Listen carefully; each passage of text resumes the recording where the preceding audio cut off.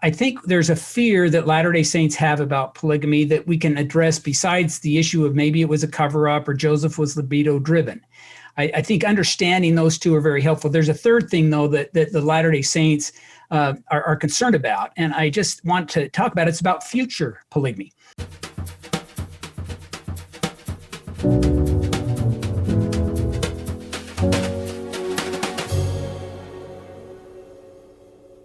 Hey everybody, welcome to the Saints Unscripted podcast. Today we're going to have a really awesome guest and we're going to talk about a really interesting and popular topic, and that's polygamy.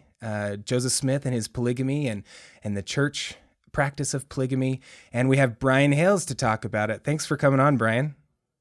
It's my pleasure.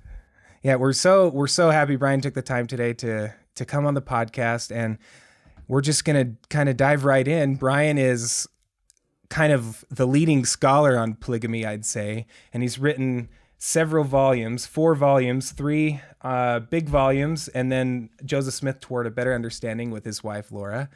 And definitely recommend reading those if you want to dive into polygamy, and they're really awesome reads. And we're just going to kind of go in, and he also runs josephsmithspolygamy.org, right? Correct. And he runs that with his wife, and you can find out all things about Brian. They got a bio on there, and you can learn more about him there and polygamy in general. And so we're just going to kind of go in. Right now, Brian, I'm going through this faith crisis or faith struggle. And it's not so much that I feel like it's kind of evolved, not so much where I have problems with things that I've come across. Like I've gone on the internet and I've come across these troubling documents that I feel like the church has been hiding or that the church has deceived us on. It's not so much that anymore. I feel like for sure when I came across some things throughout my adulthood that definitely those feelings were sort of like that, but I don't think that's where I'm at right now. It's more just why does it seem when you know that God is the same forever, today, yesterday, and forever, why does it seem like the prophets change so much, or why policy changes so much, doctrine changes so much? You don't know what the difference between doctrine and policy is, and it seems like sometimes the leaders of the church preach policy as doctrine or doctrine as policy or doctrine as mind and will of God. But then you find out a few years later it's changed and it's like, oh, wait, never mind. That's actually not real, or that's not doctrine, or we're changing this policy. And it came into this weird, I want to say weird situation in my head where is Russell M. Nelson going to come up in General Conference and say, oh, oops, never mind. What I said last conference, it's not true. And say that I or other people have listened to the last General Conference and they went really steadfast and firm and, okay, we're going to follow this counsel, and then feel like, oh, that last 6 months was almost kind of a waste. I don't know if that's exactly what a situation could be, but I feel like I'm really hesitant to believe anything the prophets say anymore.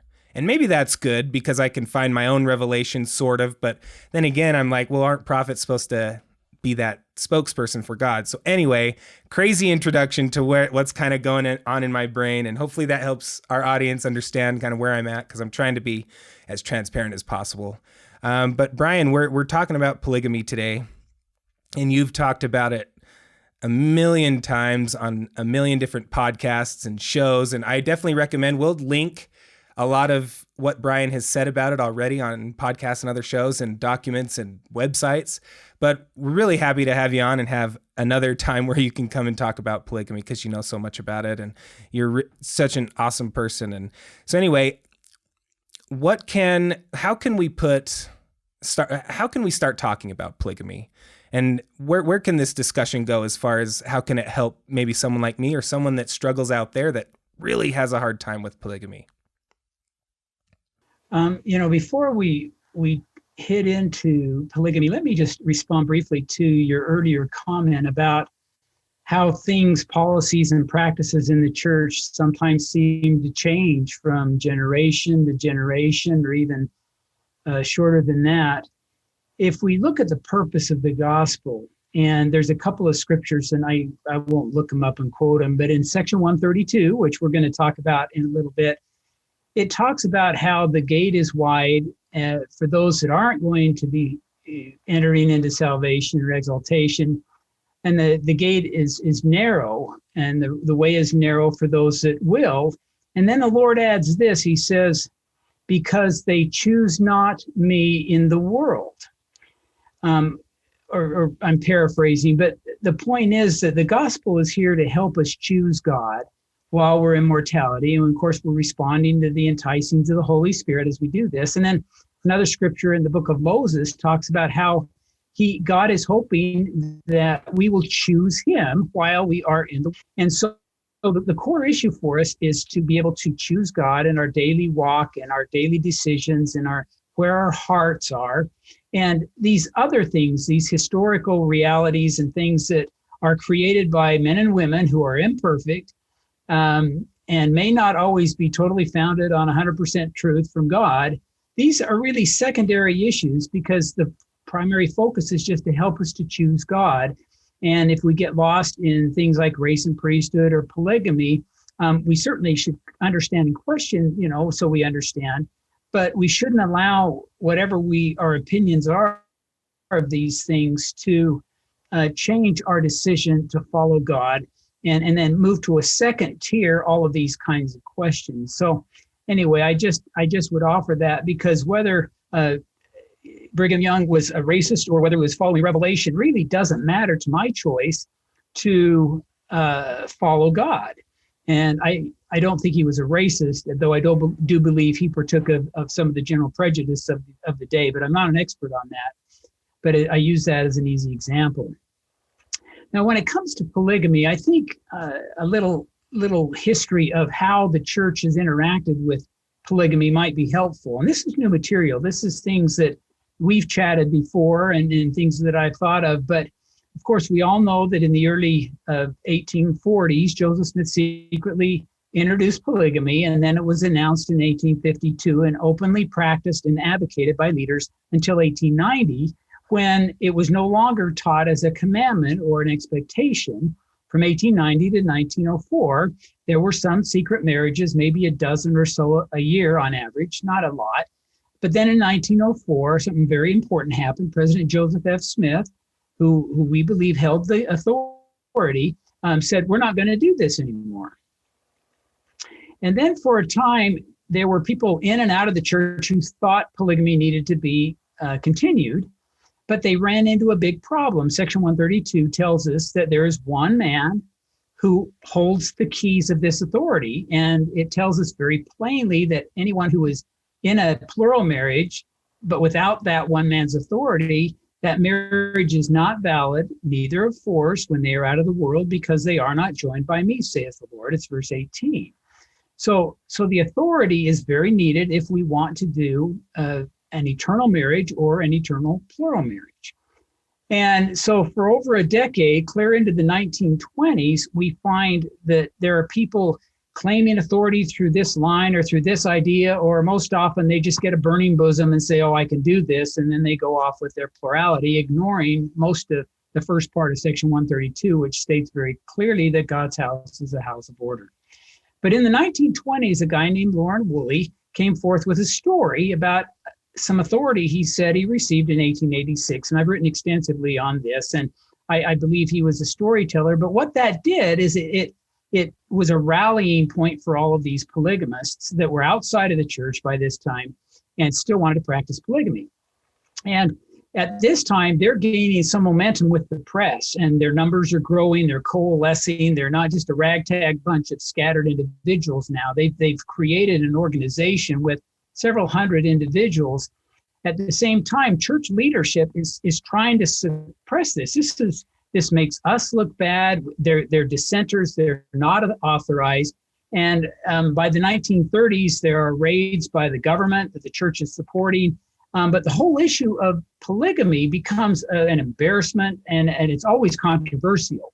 No matter what forum we want to talk about it in, polygamy will always be controversial. So what the church does in the 1930s and 40s is they try to create some distance from this controversial part of our past. I mean, the evidence, there are some people writing about it. Joseph Fielding Smith wrote a little booklet on it. John A. Woodsoe of the Quorum of the 12 wrote quite a bit on what had happened and all. But generally, you weren't hearing about plural marriage in general conference. It wasn't in the curriculum. And part of this was to try to separate the church from this controversial practice, and also to separate them from these controversial fundamentalist polygamists who continued to practice. And of course, we see this today with the FLDS and Warren Jeffs and things, that it so often they conflate our church with the FLDS church and things like this.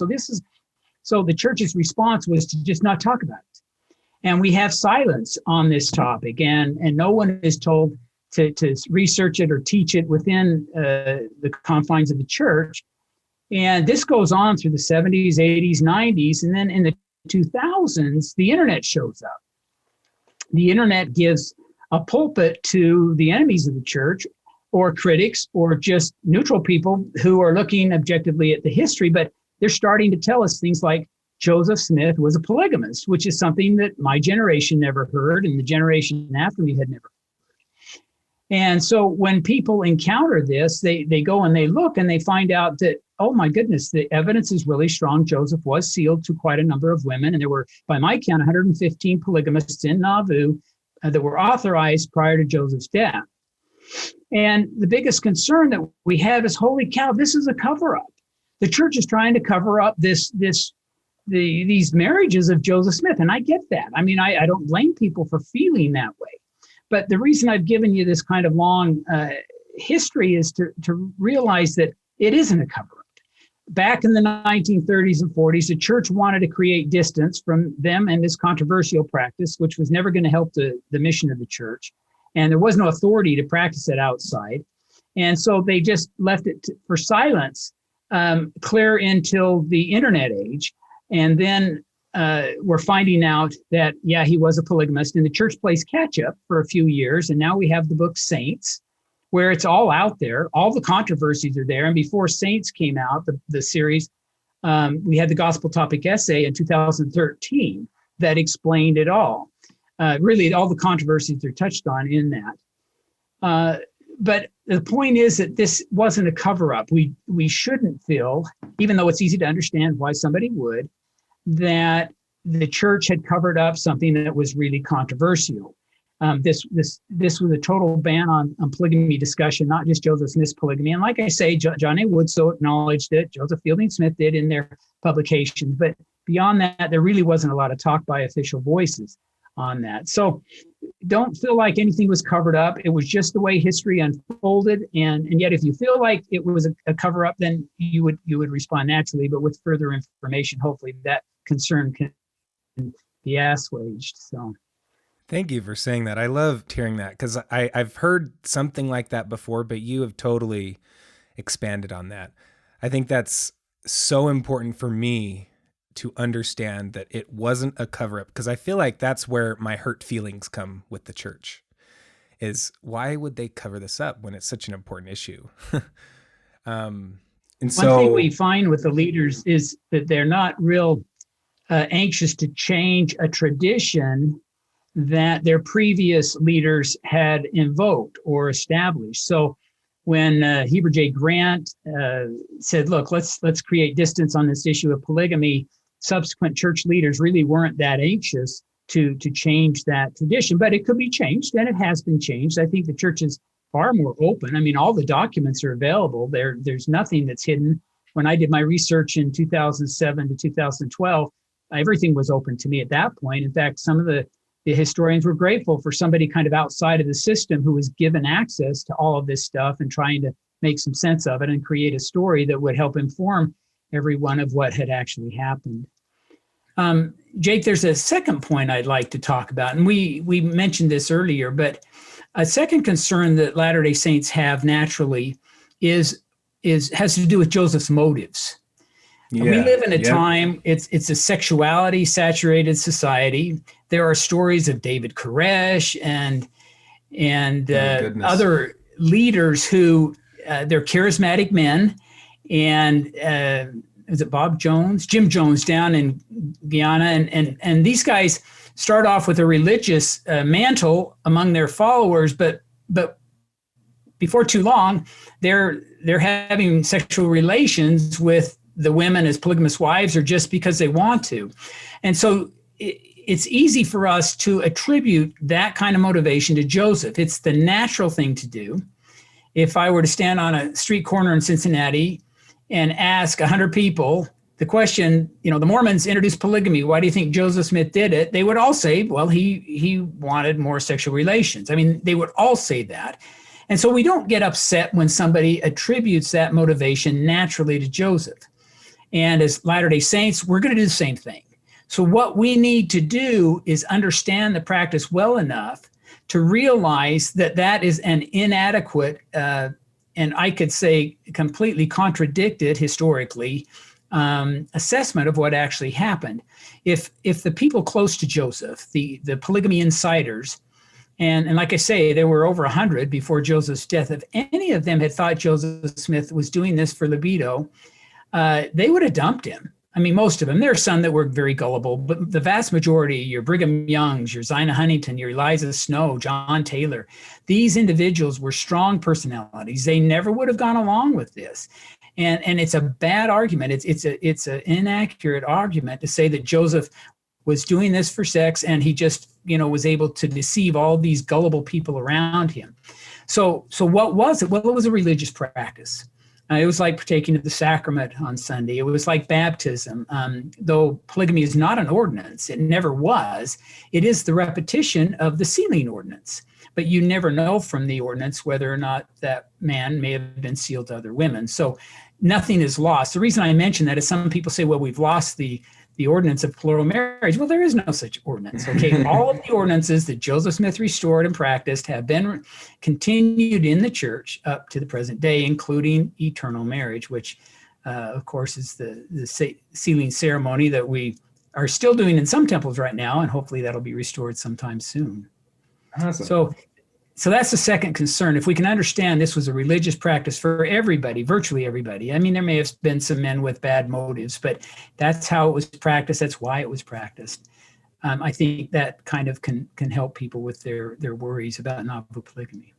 I feel like, yes. And interesting you say Nauvoo polygamy, because that denotes that I've heard you say that a few times, and I'm like, interesting. What exactly do you mean by Nauvoo polygamy? And I feel like you mean mainly when the introduction of polygamy and then Joseph Smith involved polygamy, right? Because I guess you could say there's a Utah polygamy, sort of, right? Because of it continued on until 1890 and then 1904. But yeah, can you explain the Nauvoo polygamy a little bit?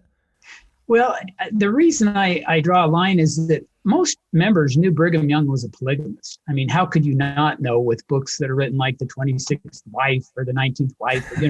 I mean, even church members in my generation knew Brigham Young was a polygamist, but they didn't know Joseph was a polygamist. Oh, okay. And so much of the early literature on Joseph Smith puts him on this pedestal as being perfect. He wasn't. And he often would say, do not expect me to be perfect. If you expect me to be perfect, I'll expect you to be perfect. But then he would add, there is no error in my revelations. A prophet is a prophet only when acting as such. And of course, the concern is in Nauvoo polygamy is that Joseph's motives were not prophetic, but they were Joseph the man and libido. Yeah. And yet if we understand the individual cases, and if we understand there were visions, there were angelic visitations, there were dreams from God, we believe, sustaining people's involvement with this. And so God wanted it done. He never explained why.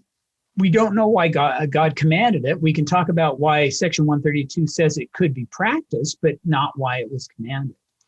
So maybe I got off your question. Did I answer it? No, I think you totally did. And I love your transparency on this. If I'm kind of unpacking some of what you said, is you said you were kind of an outsider gathering this information and research.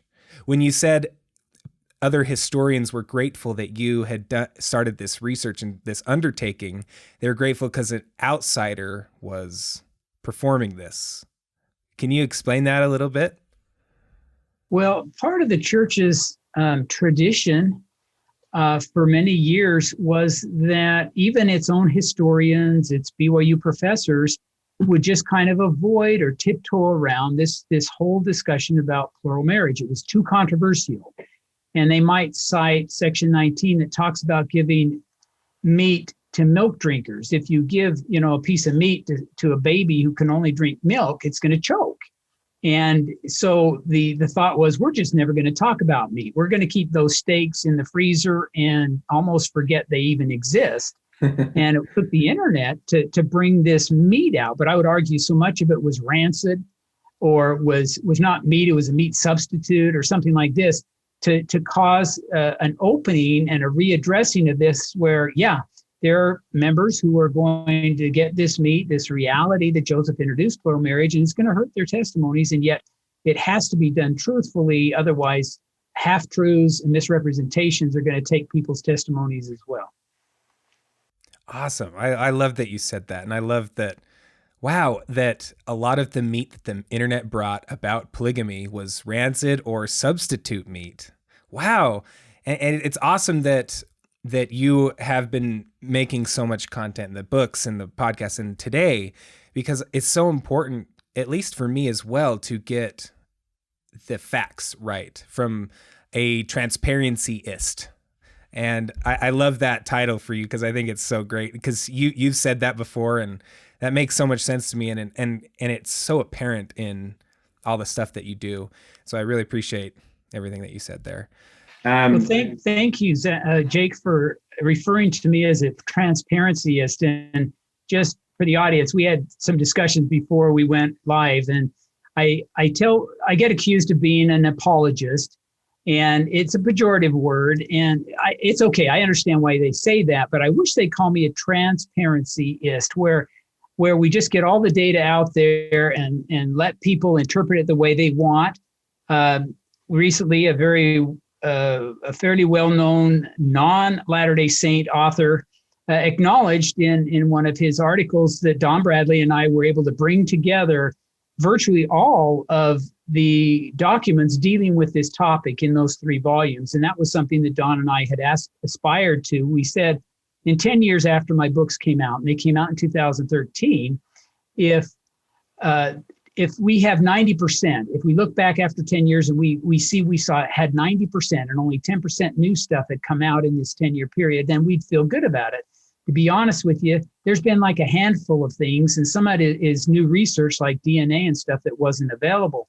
So in all, Don and I'm guessing really had almost 95, 97, 98%. And I think most of that's due to Don Bradley's excellent work, but it does help us all appreciate the transparency of it. And I've uploaded all of the data that he and I put together. It's on a website, mormonpolygamydocuments.org. I just thought, look, people think Joseph was doing something that was immoral or here. Well, let's put all of this evidence up on the web for them to look at, and we'll just see what they can find. And I would argue that I don't like polygamy. I never defend polygamy, but I defend Joseph Smith as being a prophet, and who was just following a directive from an angel, from God, to introduce this and practice it among the people. Oh, I love that you said that. And I love that for someone that knows so much about this topic can keep their faith in the gospel, in the restoration, in Joseph Smith as a prophet, and, ultimately in Jesus Christ and his restored gospel. That helps me so much to hear that, because obviously I don't know everything you know about polygamy. and it's been so awesome that you can, as a transparencyist, just give all the data out there. And so visit, it was mormonpolygamy.org. Mormon Polygamy Documents.org. It's a database. Okay. Yeah, it's a database, though there are some things that are on the homepage that talk about some more current issues. But if you're interested in those, in the actual documents, there's 15 gigabytes of data that I've uploaded there. Wow. Not sure that my server is all that happy that I've uploaded all that stuff, but at one point I had to pay a little extra to get some extra space, but it's all there. And if somebody wants to disagree with my interpretation, fine. but go find the evidence. Let's not work from assumption or, some kind of a quick judgment of Joseph Smith. Now, Jake, let me add one last thing. And this comes from our previous conversation, that I think there's a fear that Latter-day Saints have about polygamy that we can address besides the issue of maybe it was a cover-up or Joseph was libido driven. I think understanding those two are very helpful. There's a third thing, though, that the Latter-day Saints are concerned about, and I just want to talk about it. It's about future polygamy. And there was, when I was growing up, there was kind of an assumption that every man that's exalted would be a polygamist, and that idea just pervaded a lot of the opinions of Latter-day Saints. It isn't true. I want to say that's never been stated. That plural marriage is needed for exaltation. If you look at just the numbers, there's not enough women to go around anyway to give every man even 2 wives. So that's a very practical observation, but it hasn't been declared. And the reason I think that's important is that in 1915, President Joseph F. Smith, he was church president, key holder. He was approached, and I pulled the quote out. Let me just read it. But here's what he said. If a man and a woman should be joined together who are incompatible to each other, it would be mercy to them to be separated, that they might have a chance to find other spirits that will be congenial to them. We may bind on earth as it will be bound in heaven, and loose on earth, and it will be loosed in heaven. Now, we don't hear that quoted in General Conference because it supports divorce. I'm divorced, so I'm glad there's an ability to loosen and seal these sealings, these marriages, these eternal marriages. But the reason I share that here is that it's a true principle that an eternal sealing can be loosened. And this is quoting from the book of Hales, but I believe this to be true, that no worthy person in the next life before the judgment is going to find himself or herself sealed to a spouse or in a marital dynamic that they have not chosen and they do not believe will bring them eternal joy and happiness. And all of those, I think there's going to be all kinds of adjustments. And no one is going to find themselves forever in a relationship or dynamic that they will be unhappy with. God has promised those who are exalted that they will have endless happiness, everlasting happiness and joy. We can believe that, and we can believe that our agency will be part of how we achieve that as God is able to loosen and reseal before the final judgment. And as we all move forward, I hope I'm part of that group, but as those who are worthy are able to move forward in their eternal progress. That's so comforting to know. And I feel when you say that, I feel like that's true. That feels so right to me. And I feel like I always think to myself when everything's, done and we're kind of in the spirit world or we're getting ready to enter the kingdoms of heaven. I'm not sure how that's all going to look, right? But I always comfort myself by saying, you know what? God and Jesus, one, they love us so much. And then two, they know everything and they'll always make everything right for eternity. And I was like, okay, cool. They'll fix everything. I mean, I wonder if that's a little throwing too much onto them, but it feels so right that you say that. Like there's things that are going to be loosed in heaven as well, or loosed on earth, or bound on heaven and bound in earth. It's really cool that you said that. It kind of goes back to what I said earlier about if we are here choosing God and doing it to the best of our ability. Now let me add that as we respond to the Holy Spirit, Section 84 tells us that God will take that person and lead them to the ordinances. And that's why the church is so important. The church not only teaches truths, but we've learned that sometimes the teachings of mortals may err for a while. So Joseph said, I'm not perfect, but there's no error in my revelations. And very few things we get today are in that category. Mostly what we've had are just teachings from men and women trying to do the best they can. But the church's role is to teach truth, but it's also to perform valid ordinances. And as we expose ourselves to baptism and endure, these kinds of ordinances, then we make a covenant with God and allow God to reach down into our lives and do things for us that we can't do if we reject those covenants, or if we reject the Holy Spirit that brings us to those covenants. So there's a whole dynamic working, I believe, spiritually with each one of us. And as we respond to the true Spirit, we will be given the light that we will be able to appreciate, and will be led to the ordinances, which will again give us more opportunities for light. I feel like that's a great reason to stay in the church. Good. I feel like good. I believe you will.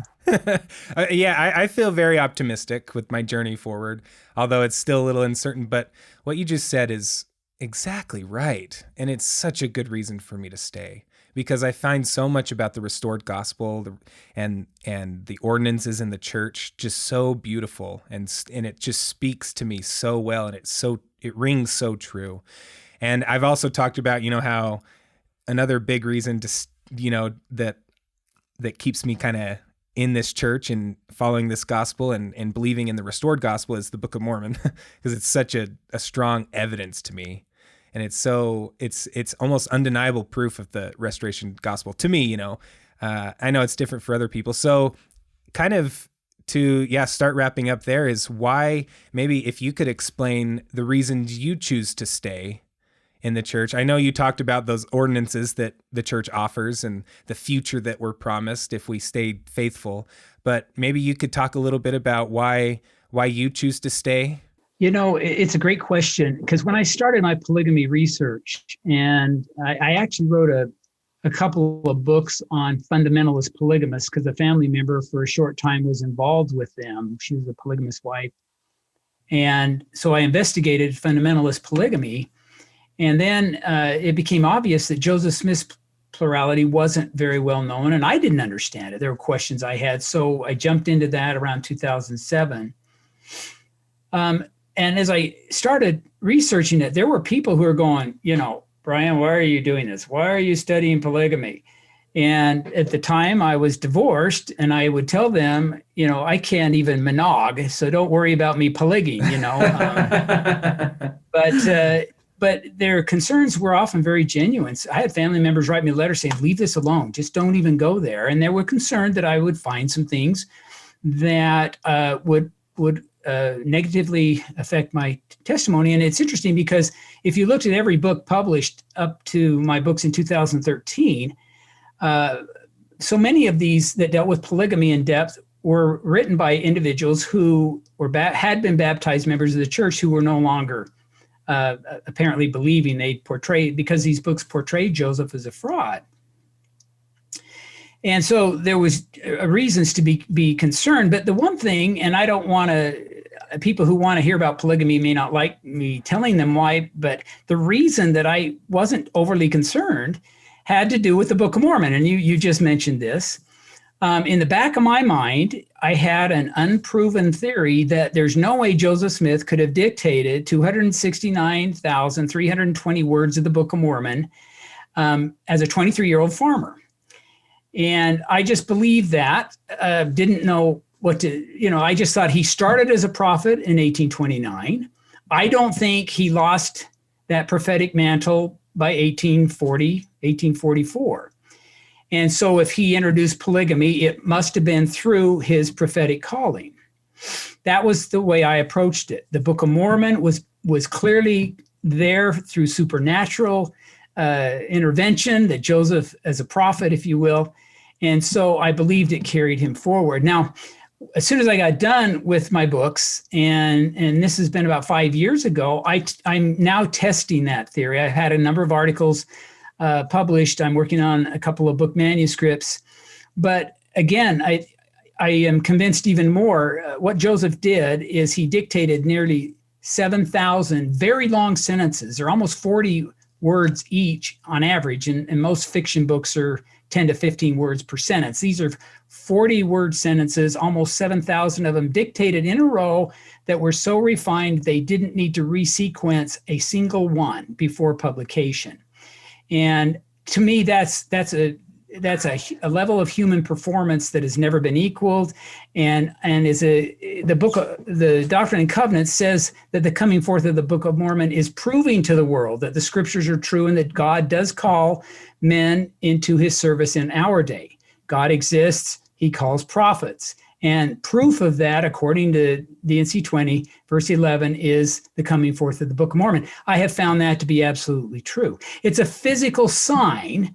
And sometimes when I share it with people, they're almost offended. It's like, I don't need a physical sign because I have a spiritual sign. And I don't mean to mock, but I'm thinking, look, if the Lord's going to give us a physical sign, let's acknowledge that.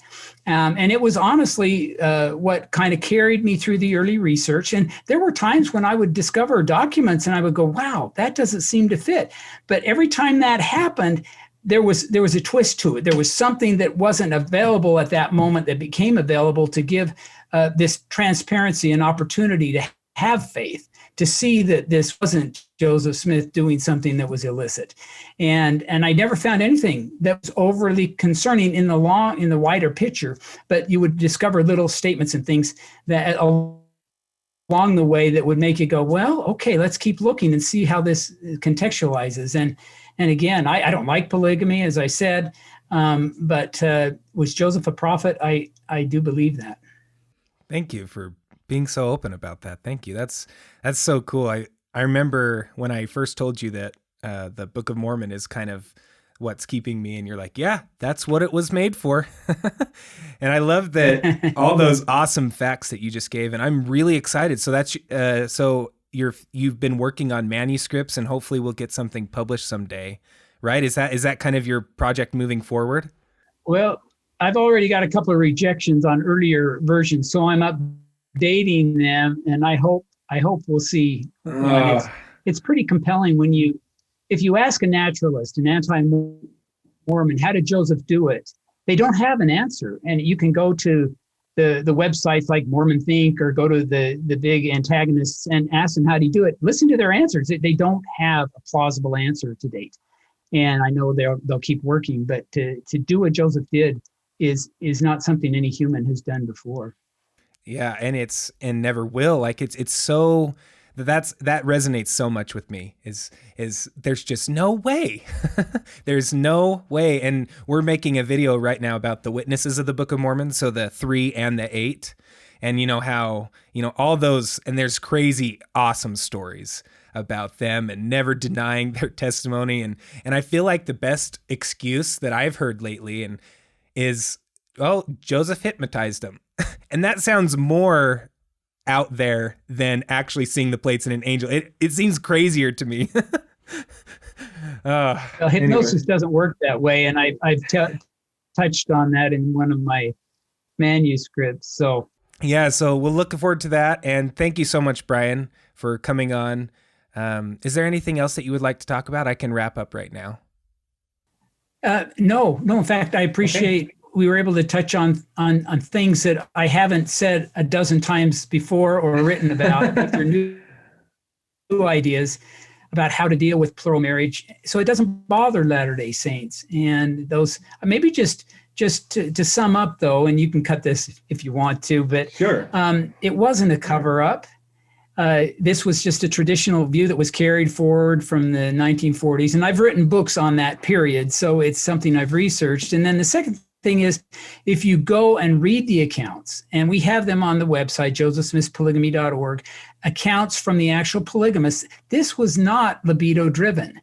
Let me add, there's a paradox that people today claim insights into Joseph Smith that those who knew him best could not see.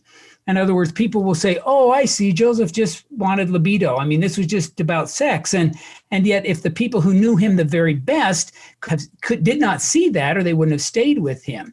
It was a religious practice. I'm glad it's gone. I don't think it'll be back. I don't think I'll be a polygamist in eternity. And that brings us to the third thing, is this issue about what is the future for us. Does it involve polygamy? I don't want to do it. I don't think I'll ever have to. And we don't know much about eternal marriage. And we know even less about eternal plural marriage. So there's no reason to worry about these things. God will honor our agency if we are worthy, allowing us all to be sealed or unsealed, and then and ultimately in marriages and dynamics that are totally acceptable to us. Thank you, Brian. I'm really glad you've come on today, and wish you the best in all your future endeavors. And thank you for watching this episode of the Saints Unscripted podcast. Please subscribe so you don't miss these videos, and comment your thoughts on today's video and any future topics that you want us to cover, or questions that you have. And we'll see you again next time.